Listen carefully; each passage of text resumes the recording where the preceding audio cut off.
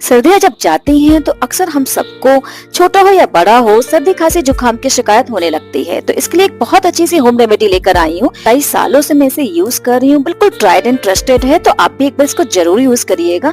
25 ग्राम अजवाइन लेनी है और 25 ग्राम काली मिर्च। 1 चम्मच घी में इसे 2 से 3 मिनट कढ़ाई में अच्छे से भून लीजिए। ठंडा होने पर पीस लीजिए। 100 ग्राम गुड़ को घिस लीजिए या बारीक बारीक काट लीजिए। 50 ग्राम अदरक लेनी है। अदरक को घिस कर इसका रसा निकाल लीजिए। उसी कढ़ाई में मैंने इसको वापस से डाल दिया है। 2 मिनट अच्छे से भून लिया है। काली मिर्च और अजवाइन का जो मिक्सचर था वो हम डाल देंगे और गुड़ को डाल देंगे। सारी चीजों को अच्छे से मिला देंगे। घड़ी देख के इसको 2 से 3 मिनट हमें पकाना है, बहुत ज्यादा इसको नहीं पकाना है।